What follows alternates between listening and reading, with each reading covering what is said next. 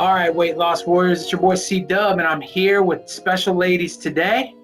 Look at you guys, the Sun Kiss Keto channel, That's guys. right, baby. And they are here to talk to you guys a little bit, and I'm here to talk to their channel a little bit about just our journeys and share with each other. So I want to throw it over to you ladies, and you guys tell me, how did you get started on this weight loss journey? Okay. Well, hello, guys. It's your favorite keto homegirls. I'm Joy. I'm Michelle. And let's see, how do we lose it? Well, Go ahead. I know I started back in, I've been overweight my entire life. And struggling, just trying, hard as hell to get it off of me. And I could never quite figure it out. And it wasn't until 2015 when I started to actually feel sick. I have pre-diabetes and high blood pressure and just not feeling well. So I just decided that, hey, I just got to get this weight off of me. And I went back to what I had done before, which was eating a plant-based diet. And so I just went full force into it, like cold turkey. And in about the first year, I was able to whittle off almost 100 pounds off of me. And, with just eating plants, fruits, vegetables, and doing a lot of cardio. And then about that time, after about a year in, I went through a divorce, and your girl got to drinking, and I started sneaking over to Arby's and getting on them cheese sticks, and I just was like, I just can't do this anymore. Don't forget Krispy Kreme. Hollering at them, Right. just going through it. And before I knew it, I had crept back up because I had gotten down to like 199, Wonderland, where we all want to be. And I swear, it's like I stepped on the scale that day, I saw 199, and then I just shot right back up to 230. And, and just like a plant-based diet, I think could be really good. I know at the time I still work in a warehouse, so I have set schedule, and it was really hard for me to go hours and hours and hours in between without eating.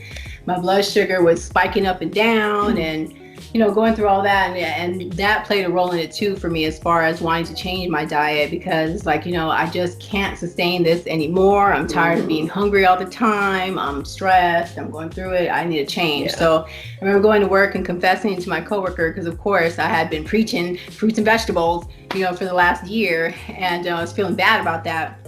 And she just said to me, well, hey, why don't you try keto? Which I never heard that before. I was like, what? And then, and she told me I could do it plant-based too. So I just came home that day and got online, got on YouTube. And the first video that I saw was like, why plant-based keto doesn't work. And it was a really beautiful woman talking. And I was like, okay, you know what? I'm just going to full force go into a ketogenic diet and try that out. And so I did. Like when Michelle came home that day, I was like, listen, lady, we're eating fat. I was like, you are eating all this meat. What's going on? Like, yeah, we're going to make a change, and so Michelle joined me with that. And let's see, once I started eating keto diet, I think I dropped I went from 230 to where I am now. Well, let's say 230 to like 190. And then I was plateaued for over a year. And we tried all different kinds of keto. Yeah, the lazy carnivore. keto, carnivore, no dairy, egg fast. We went through all the rigmarole.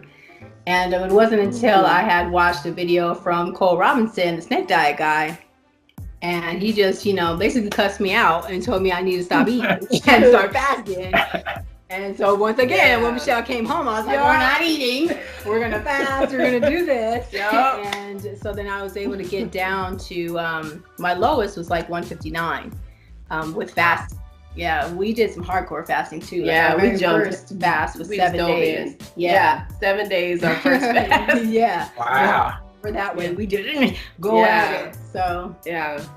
And now we're currently trying to fast and trying to live the fasted focused life. Figuring out what exactly works best for us as far as that goes. Yeah, it's a journey. It is. Definitely a journey. Yeah. No doubt about that. It's funny you guys mentioned Cole, and I just talked to Reggie. For you, those of you that don't know Reggie edited. She's an amazing. Also, if you ladies haven't seen her, she's awesome. I just spoke to her like a few minutes ago, and she got introduced by Cole too. So Cole's out there.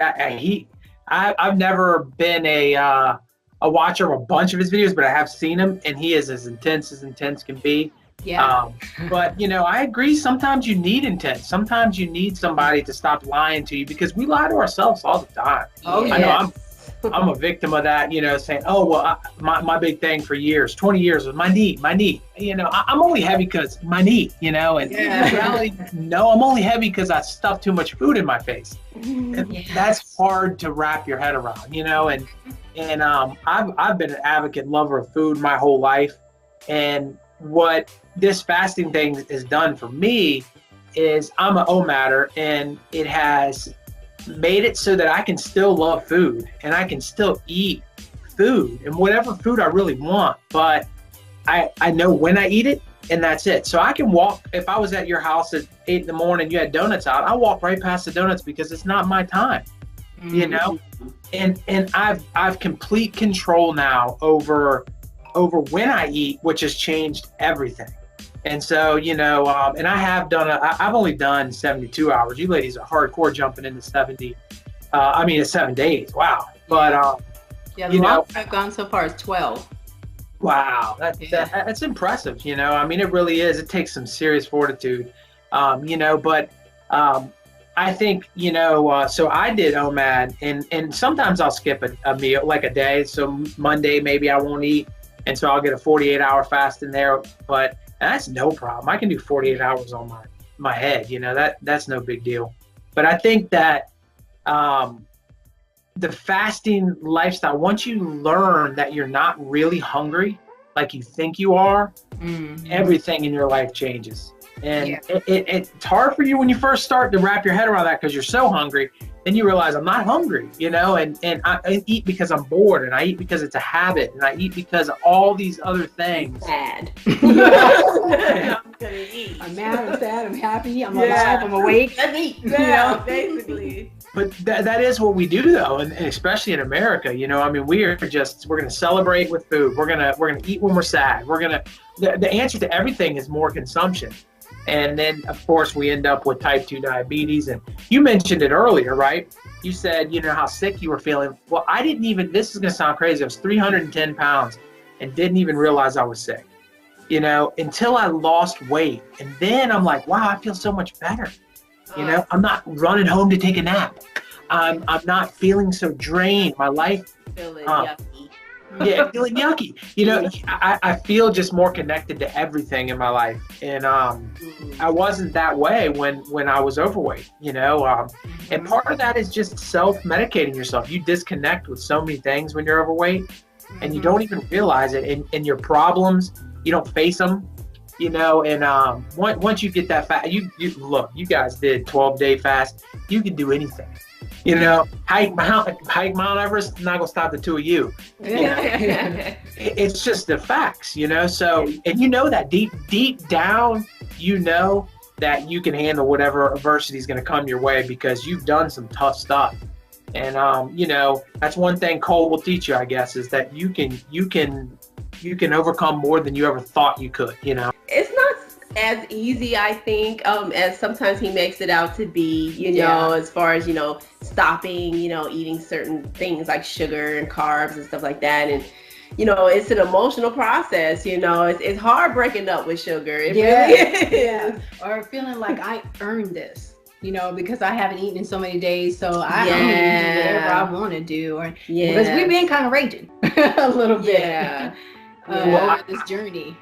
I see that as one of the biggest problems that people have when I see them going into an extended fast, and other people on YouTube. I see this all the time, is they get to the other side of the fast and then they're stunned that they gained this weight back. And it's like, well, you got to think, like, if you're on let's say a 14-day fast and you're going to lose 14 to 20 pounds, right? Well, that's not all going to stay off no matter what you do, right? So the second you refeed, half that's coming back. So you got to know that immediately. But then if you refeed with the wrong things, 90% is coming back. Yeah, absolutely. So you've got to go. Yeah, you got to go into that long-term fast. It's almost like, you're a fighter and you're getting to that weigh-in, and that weigh-in's nice and low, but you're going to go up after that weigh-in no matter what you do. And if you're not mentally prepared for that, then you're going to start backsliding into your old habits, and you're going to say this fasting thing doesn't work. When in reality, even if you gain 90% back, you still lost 3 real pounds in those 14 days, which is a huge accomplishment. 3 real pounds is impressive.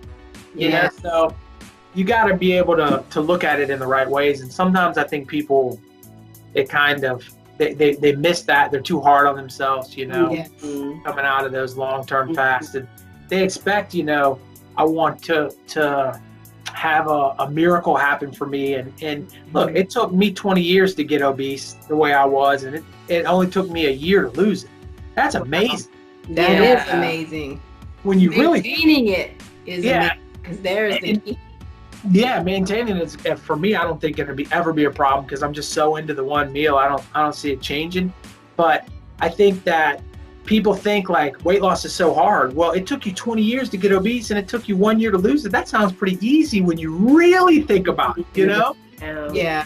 It's easier than it sounds, but when you're in that moment, it is so difficult. And trust me, I've been there. And I've tried to lose weight in the past, and I always use the knee and exercise as an excuse. And little do we know, I mean, you ladies know, exercise is what, like 10% of it, you know? Yeah. It's diet. Yeah.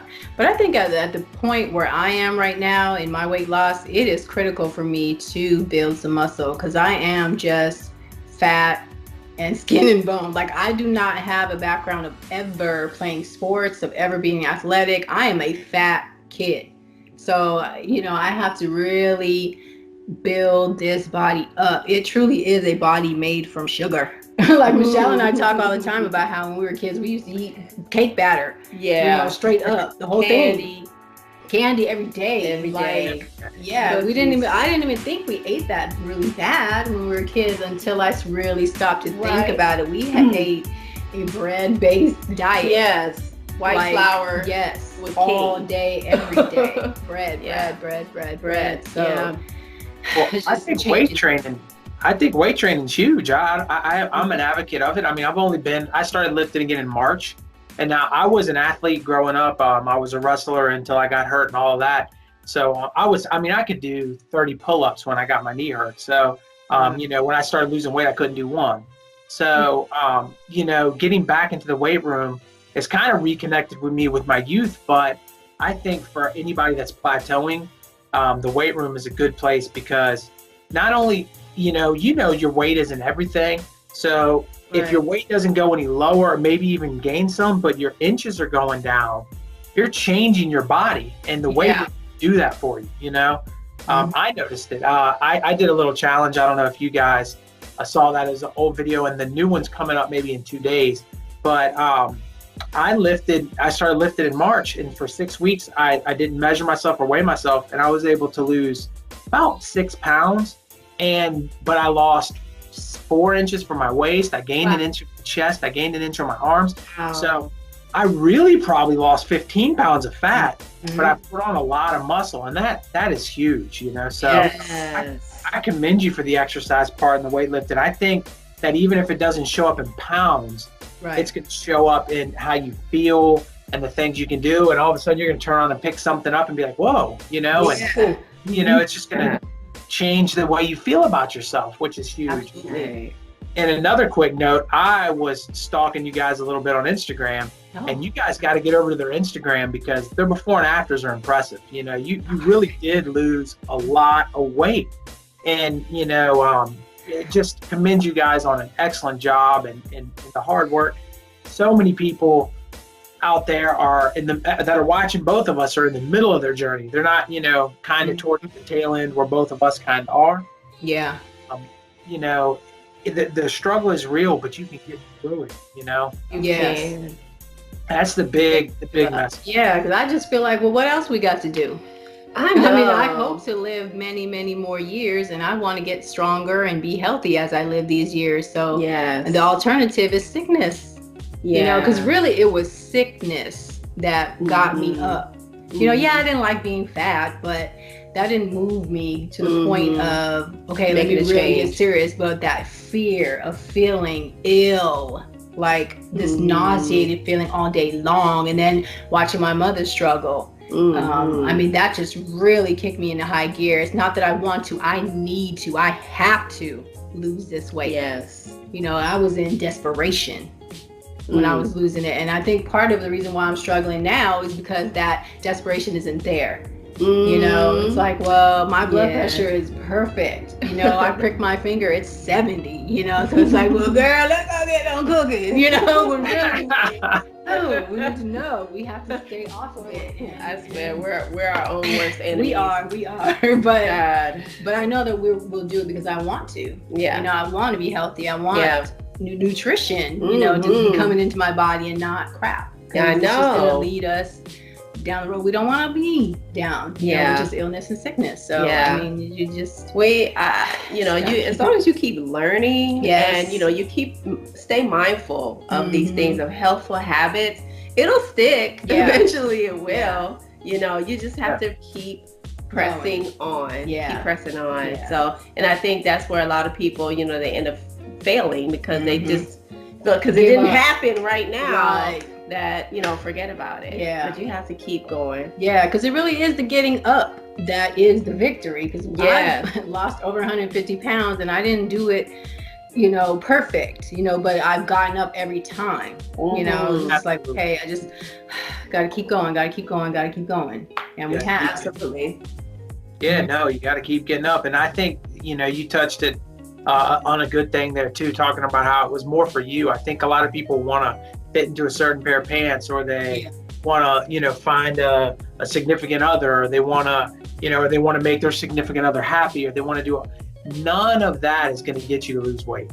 You have to want to lose weight because you want to lose weight and you don't want to be sick. And for me, it was like, you know, people may say it sounds selfish, but I want to play with my grandbabies. You know, I got two beautiful baby boys upstairs that are asleep. And they wanted to sneak down, but it was a little bit late, so they didn't get a chance to pop in here. You guys would love them. It's adorable, two little boys. But I want to see them grow up, and I want to see them have kids, and I want to maybe even see their kids have kids. Absolutely. I'm not going to do that if I don't have my stuff together. Right. You know? So I had to do it for me, and I think that that's something that you know, you mentioned too, and it's just so important. If you're in it for the wrong reasons, you might as well just get out of it. It's just not going to work out. Yeah. I really did it because I was ready. And, you know, and that's where it all starts. And I think that, you know, there are people that seesaw and watch probably your channel and my channel and every other channel, and they have a foot in and a foot out, and they're not ready yet. But that doesn't mean that 2 feet aren't going to come in next week and they're going to be ready to go. You know, it only takes a little bit. And even with me, I started watching the YouTube videos and stuff after I watched Joe Rogan's podcast, and you have Dr. Rhonda Patrick talk about time-restricted eating, and that was like, wow, what is this they're talking about? This is bizarro land. You can lose weight by eating in a certain time of the day. I'm into that. And I still that was in March of last year, and I still didn't even start until April. You know, it took me a good 2 weeks of watching video before I said, you know what, I'm going to give this a go. So I know there's people that are watching you and people that are watching me that aren't there yet.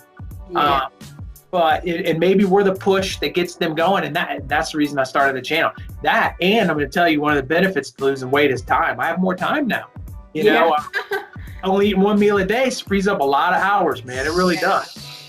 Cooking and cleaning and money too. Yes. And, I kind of like that. It is like an alternative lifestyle. Like I like that. It almost makes me feel special. Like when I go to work, like that I don't have to eat all day, and I've trained myself to be different and be healthy and be mindful of what I'm doing.